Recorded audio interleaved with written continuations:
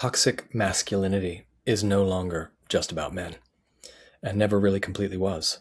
Fundamentally, it's a distorted pattern of consciousness, a pathological expression of yang energy that, while historically rooted and embodied in men, has always also appeared in women.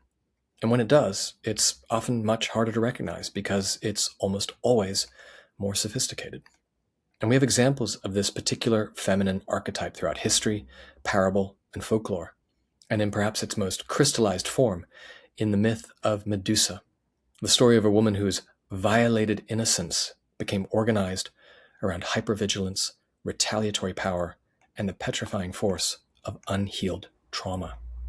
And to be clear, it was our patriarchal history with its distortion of yang energy that was responsible for Medusa's trauma in the first place, as well as the specific individual who abused her, Poseidon, a man in a position of disproportionate power, too big to fail, and tragically never held accountable for his crimes.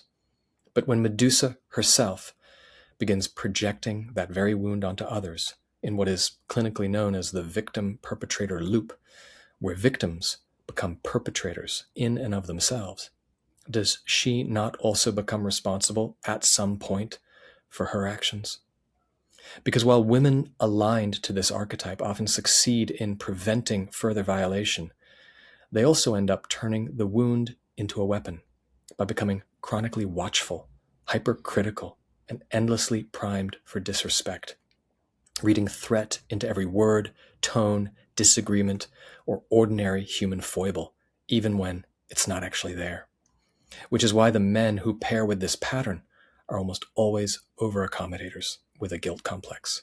Men who walk on eggshells, apologize too quickly, absorb disproportionate blame, and endlessly surrender their ground in the hopes that one day it will finally make her feel safe and loved.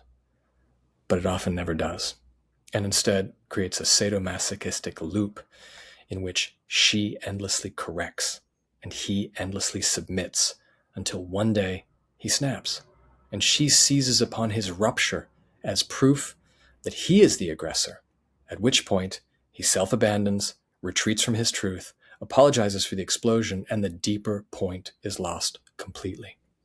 That her boundaries are being chronically overplayed, while his have all but disappeared. So why is this happening?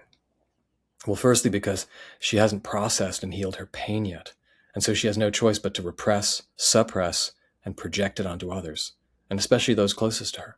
But secondly, and more importantly, and arguably the most defining characteristic of this archetype in the real world, is her inability to take simple accountability, acknowledge when she's wrong, and just apologize.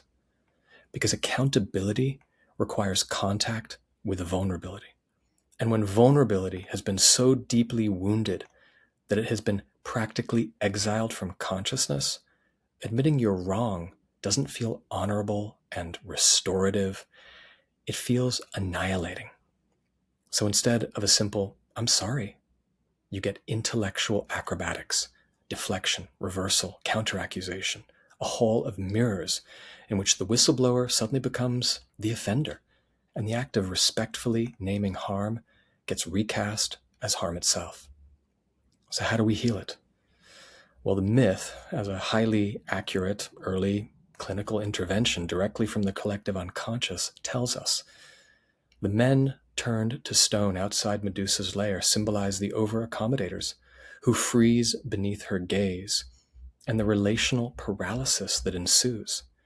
But Perseus, raised without a strong father figure as well, incidentally, which is probably why he's relationally attracted to Medusa in the first place, is the hero who has trained his nervous system to hold up an accurate mirror to her with unflinching respect, care, and steadfastness, which is always what ultimately breaks the spell of the possession, so that the deepest truth of all can be revealed, that beneath her wound is nothing less than a celestial power, the winged horse Pegasus, that has been there all along, waiting to be set free.